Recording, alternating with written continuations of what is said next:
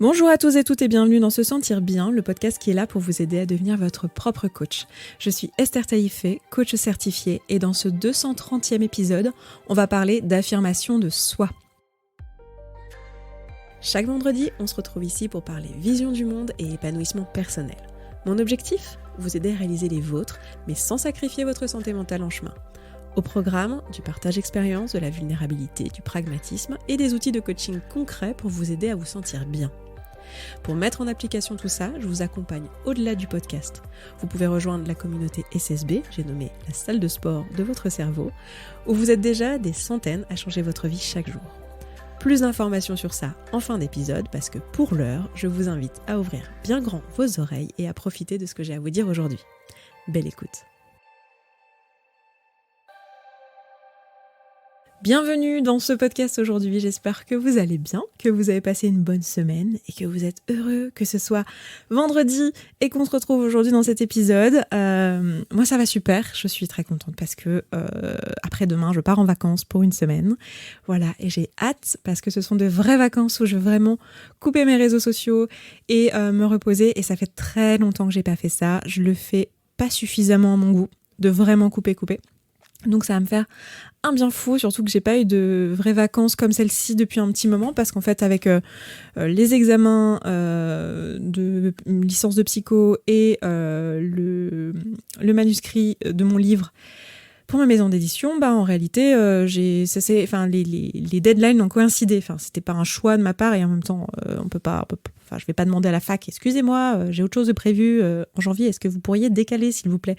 Donc voilà, du coup ça a fait beaucoup de charges au même moment. Donc là, c'est des vacances franchement que je suis heureuse de prendre et que j'attendais avec impatience. Donc voilà, vous penserez à moi, je serai au bord de l'océan sur la côte normande. Voilà, donc pensez à...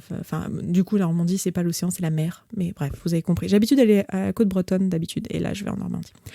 Bref, petit coucou aux Normands et aux Normandes qui nous écoutent, et aux Bretons et aux Bretonnes, parce que pas de jaloux, surtout entre vous, là, j'ai pas envie de jaloux.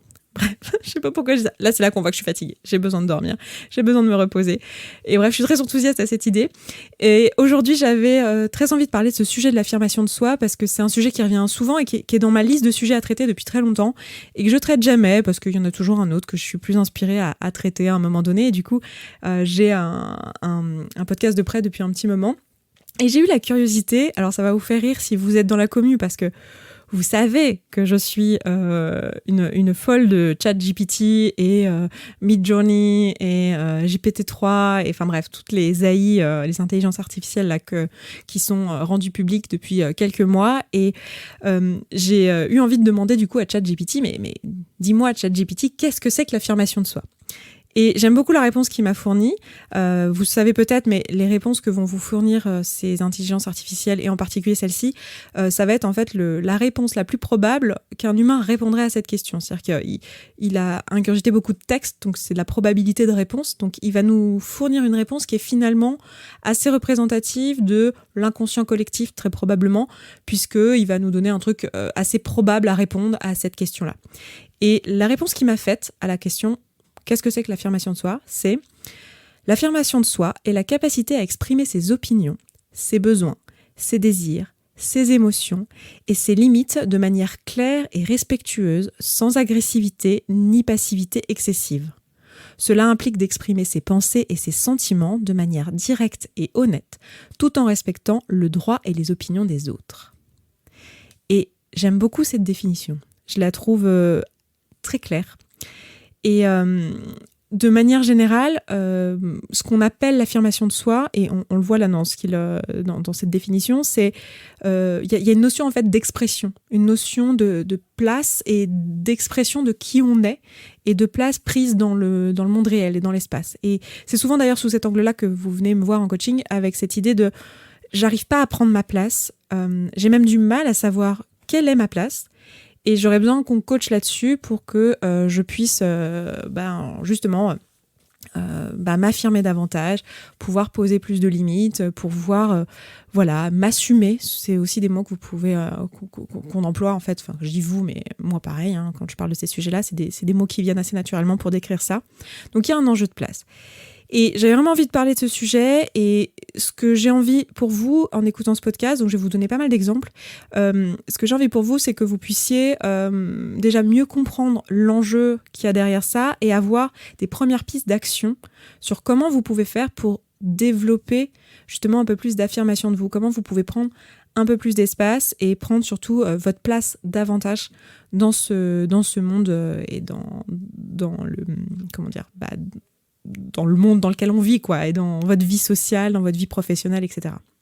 Alors, je vais vous donner un exemple typiquement au travail d'une personne, voilà, qui travaille, je sais pas, dans une entreprise ou dans une équipe et qui a un manager au-dessus d'elle et qui fait très bien son travail, qui adore ce qu'elle fait, il n'y a pas de souci, elle se sent très compétente, etc. Mais régulièrement, elle n'est pas d'accord avec les décisions managériales qui sont prises pour son équipe. Et puis, cette personne, elle en parle avec ses collègues qui sont au même niveau qu'elle, et elle voit que elle n'est pas la seule à pas être d'accord et à se rendre compte que il y a peut-être un problème dans la façon dont le management est fait, et que elle aurait peut-être des idées d'amélioration, mais en fait, elle n'arrive pas du tout à s'affirmer. Elle n'arrive pas du tout à dire à ses supérieurs ou à remonter à ses supérieurs un inconfort ou des choix stratégiques qui ont pu être faits. Alors, je parle de choix managériaux, mais peut-être aussi, ça pourrait être aussi des choix stratégiques et qui n'ont rien à voir avec l'humain. C'est pas forcément... l'affirmation de soi ne concerne pas que la place en tant qu'humain, ça peut être aussi en tant que professionnel. Voilà, des avis en disant, moi, je pense que la stratégie qu'on a choisie là, c'est pas la mieux, et j'en ai parlé avec d'autres, on est plusieurs à penser ça, ou même sans parler des autres, juste pour parler de soi.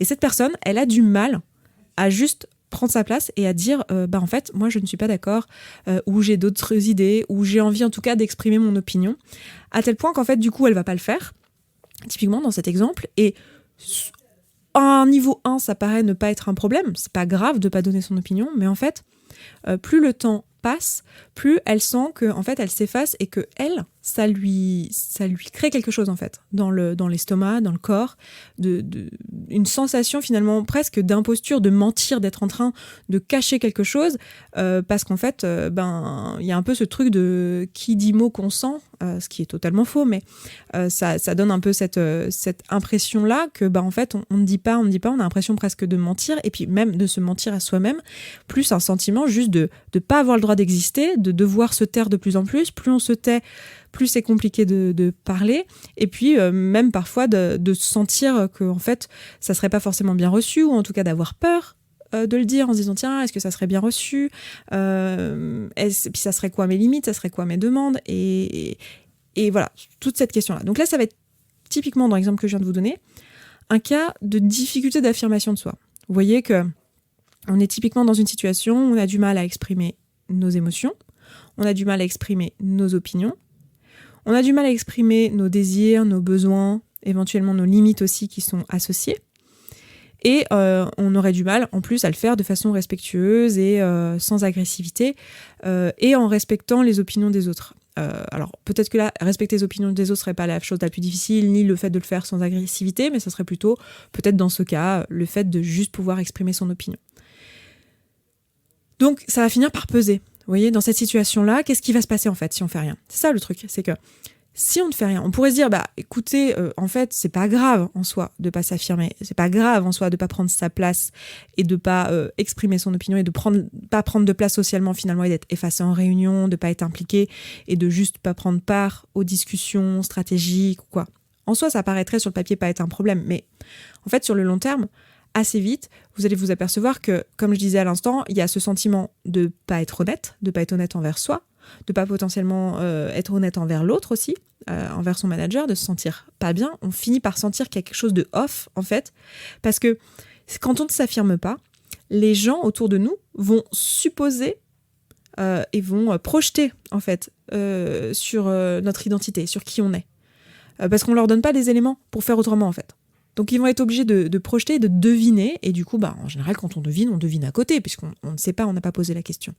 Donc on va se retrouver à à se dire mince, en fait, ils ont l'image de moi ou ils pensent que je pense ça, ça va être compliqué de leur dire qu'en fait, non, je ne suis pas ce qu'ils croient que je suis. En fait, ils vont être déçus, ils vont m'en vouloir, et puis même, ça va être dur à dire. Donc, on va se retrouver dans cette situation finalement très désagréable d'avoir l'impression que les gens autour de nous ne nous connaissent pas et qu'ils pensent des choses de nous qui sont erronées. Et nous, cette impression finalement de mentir et de ne pas avoir pris notre place.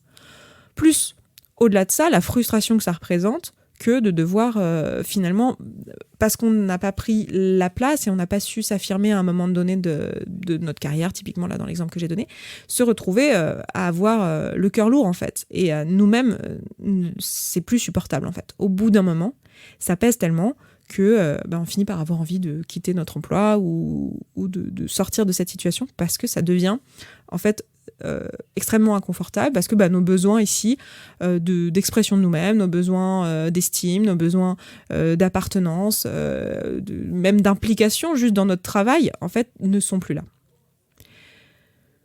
Une autre situation typique où on peut avoir une problématique d'affirmation de soi, je vais prendre un autre exemple qui est un exemple plutôt de la vie personnelle. Admettons que vous êtes dans un groupe d'amis et que cet été, vous avez envie de louer une maison pour les vacances.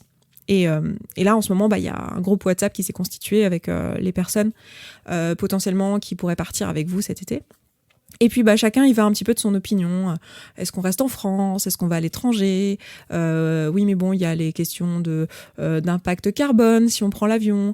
Puis il y a ceux qui ont la contrainte de devoir rentrer plus tôt parce qu'on n'a pas exactement les mêmes vacances et du coup ils aimeraient profiter au maximum, donc on aimerait ne pas aller trop loin.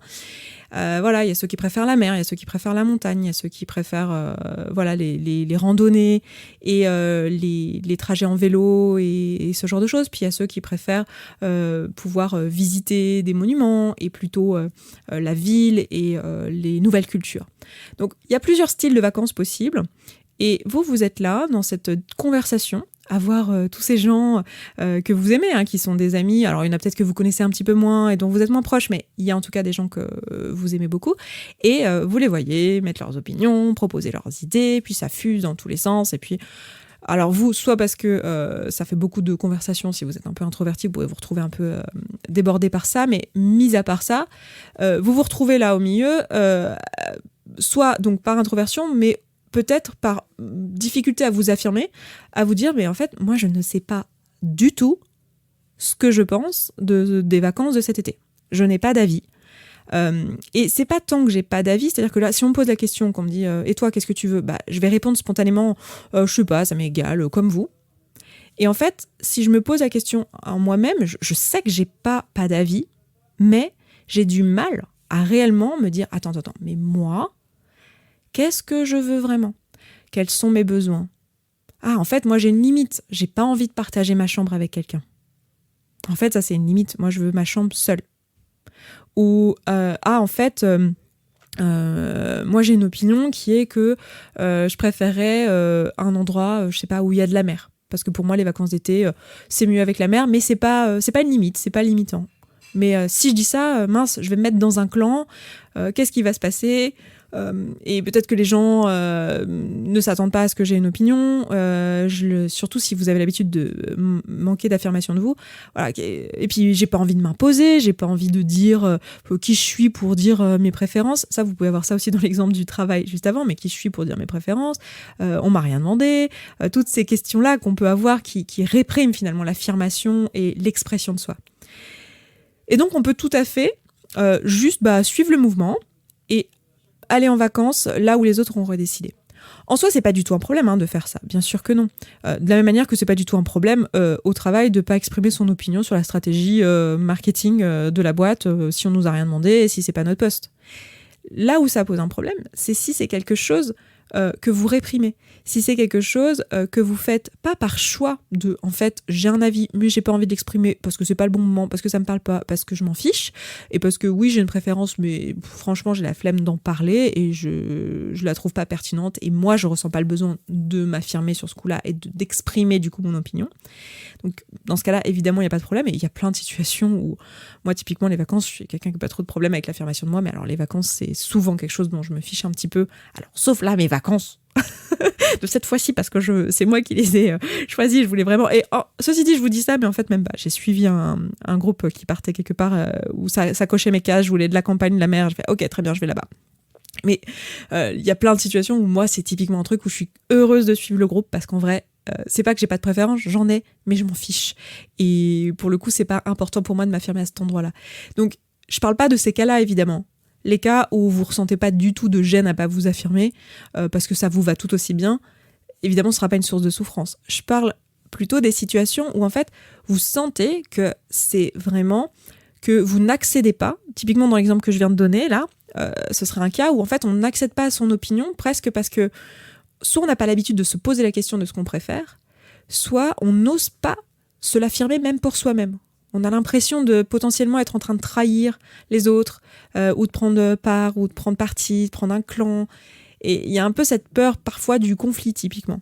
Dans les questions d'affirmation de soi, c'est quelque chose qui revient assez souvent. Si j'exprime ce que je pense, je m'expose au conflit. Je m'expose au fait que je deviens une circonstance palpable qui existe. En fait, j'existe socialement, j'existe dans l'univers de la personne en face. Je deviens une circonstance pour elle. Et du coup, en tant que circonstance pour elle, je peux déclencher chez elle des pensées, des émotions et des réactions. Et j'ai pas forcément envie de ça.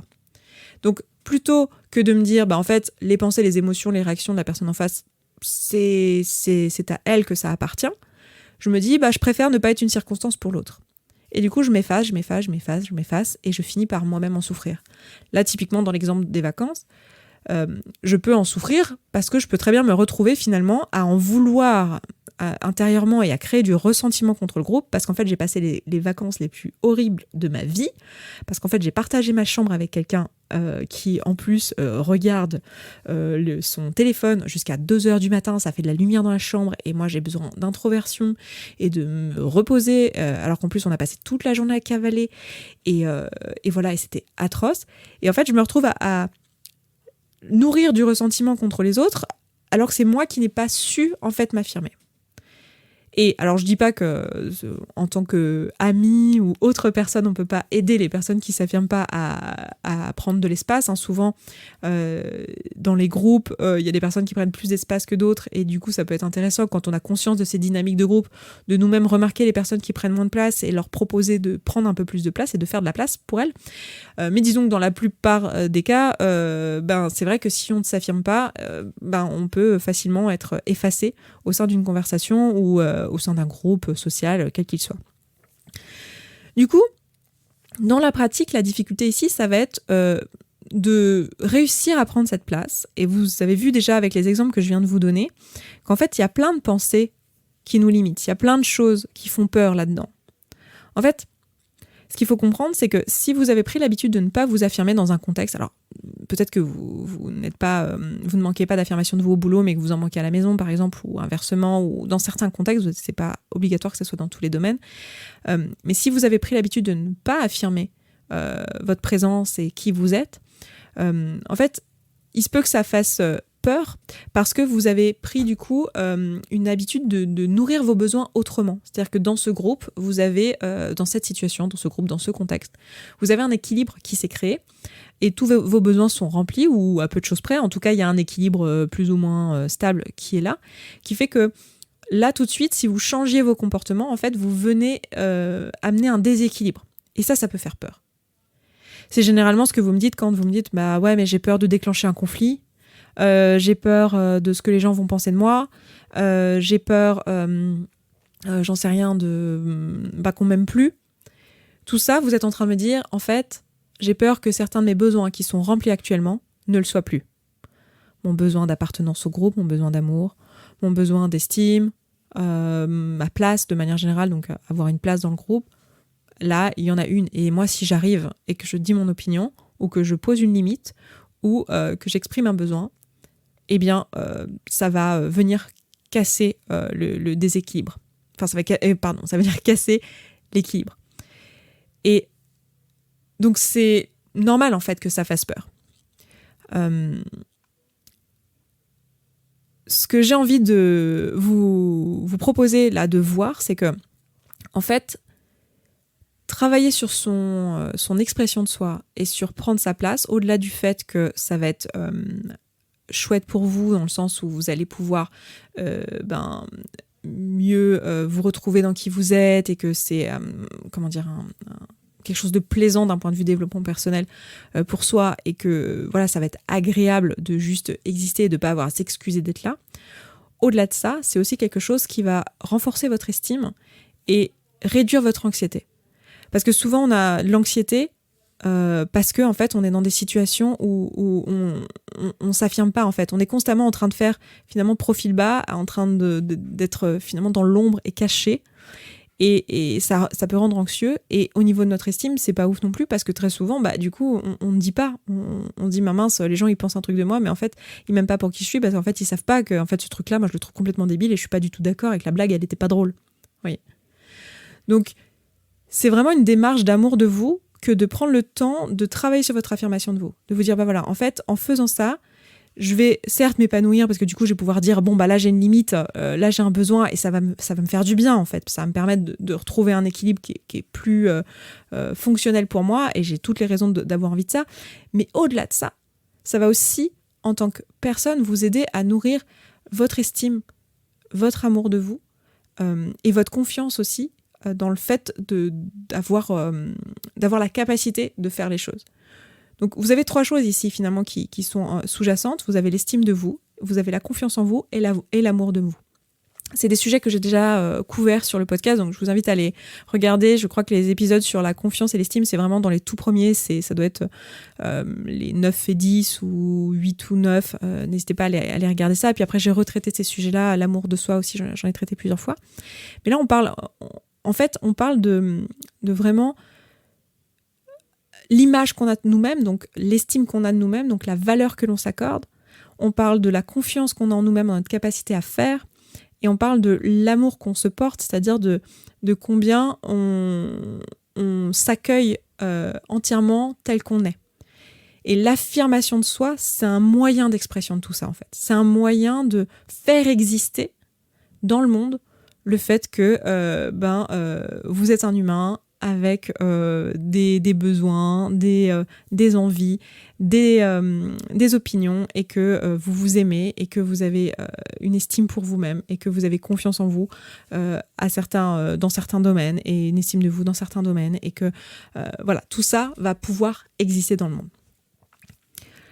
Donc comment est-ce qu'on peut développer ça, l'affirmation de soi? Parce que là, c'est bien mignon, mais ça paraît finalement une grosse montagne. Je pense pour certaines personnes qui m'écoutent, ça va être une grosse montagne. La première chose à voir ici, c'est que, en fait, pour moi, la toute première piste, la première action que j'ai envie de vous proposer, c'est que dans beaucoup de cas que je vois, c'est difficile de s'affirmer parce qu'en fait, on l'a jamais fait, ou très très peu dans notre vie.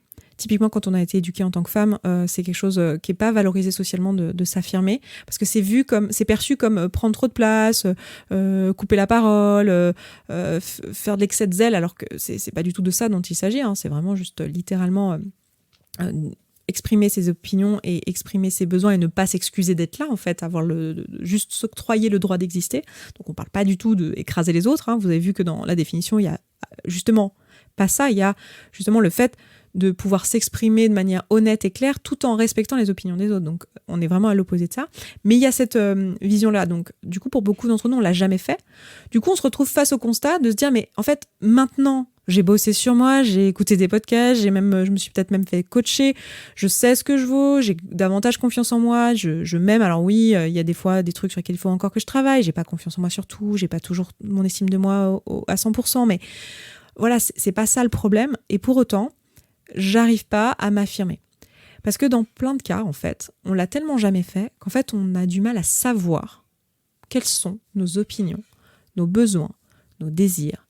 Et réellement se demander, mais en fait, qui je suis et quelle est la place que j'ai envie de me donner socialement? Quelle est la place que j'ai envie de prendre? Quelle est ma place, finalement? Et c'est par là que j'ai envie de vous proposer de commencer.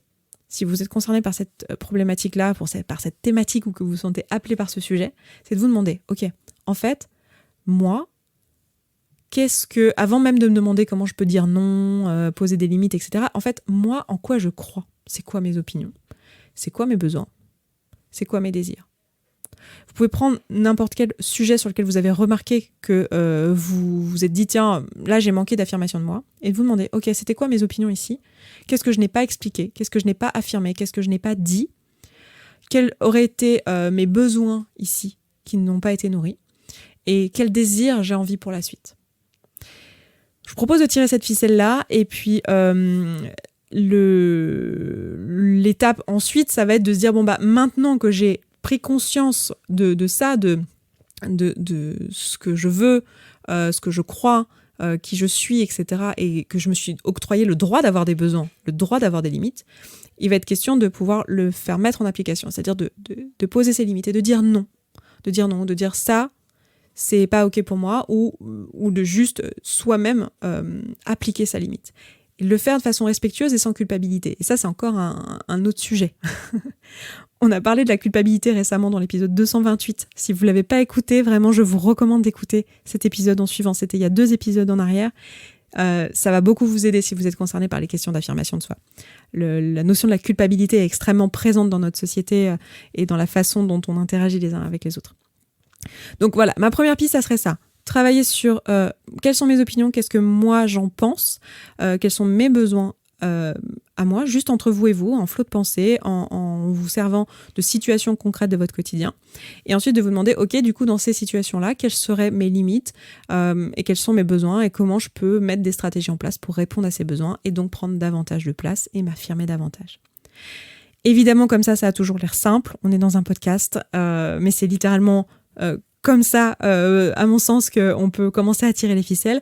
Si vous sentez que vous avez besoin d'aide et que vous avez besoin d'être accompagné, évidemment, n'hésitez pas à vous faire coacher sur ces sujets, à demander de l'aide, à rejoindre la commu, où on est plusieurs à travailler ensemble sur ces sujets et des sujets connexes autour d'apprendre à se connaître, tout simplement.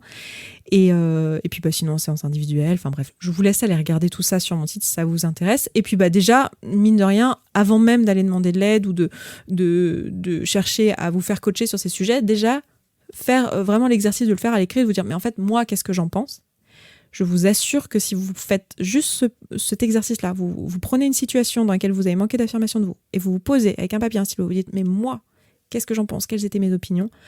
Vous allez voir que ça va être hyper libérateur et que vous allez être étonné de ce que vous allez pouvoir découvrir et de ce qui va sortir si vous donnez l'autorisation de juste explorer. Vous allez dire tout et son contraire. Peut-être que des fois, vous n'allez pas être d'accord avec ce que vous allez écrire, mais vous allez voir qu'il y a des choses qui vont sortir et que ça va être hyper agréable pour vous parce qu'en fait, ça va vous permettre de mettre un premier pied. Au-delà du fait que ça vous permet de commencer à apprendre à vous connaître et avoir les billes du coup pour mieux pouvoir vous affirmer par la suite, en soi-même, le fait d'écrire est un moyen d'expression et ça va vous permettre de commencer à amorcer ce travail d'affirmation de vous-même. Voilà pour ce que j'avais envie de vous partager aujourd'hui. Je m'arrête là pour ce podcast. Je vous embrasse et je vous donne rendez-vous après mes vacances. Et à très vite, bonne semaine et profitez bien de votre week-end et de vos vacances si vous en avez aussi. Ciao, ciao. Merci d'avoir écouté cet épisode jusqu'à la fin. Je suis ravie que tu l'aies apprécié. Si tu vois que ce que je te partage ici te parle, mais que concrètement tu mets pas en application ce que je t'enseigne, eh bien déjà sache que c'est normal et que c'est pas toi qui as particulièrement un problème de volonté ou de procrastination. Bah oui, le cerveau humain n'aime pas les changements et parfois on a besoin d'être accompagné pour pouvoir changer ses habitudes sur le long terme. Ce travail, on le fait ensemble au sein de la communauté SSB. Parce que les outils de développement personnel, c'est comme le sport, c'est beaucoup plus facile à faire en cours collectif que tout seul dans son salon. La communauté SSB, c'est la salle de sport de ton cerveau. C'est l'endroit où tu vas pouvoir prendre soin de ta santé mentale, comme une hygiène de vie, comme tu le ferais pour ta santé physique. Tout se passe là-bas. Tu vas pouvoir échanger avec les autres auditeurs et auditrices de ce podcast qui font ce travail en même temps que toi. Tu vas pouvoir faire des outils, poser tes questions, te faire coacher si tu le souhaites. C'est simple, c'est un abonnement mensuel sans engagement dans lequel tu vas pouvoir avancer à ton rythme et sans pression, avec ou sans coaching individuel avec moi. Pour nous rejoindre, rendez-vous sur sesentirbien.coach/communauté sans accent. À tout de suite.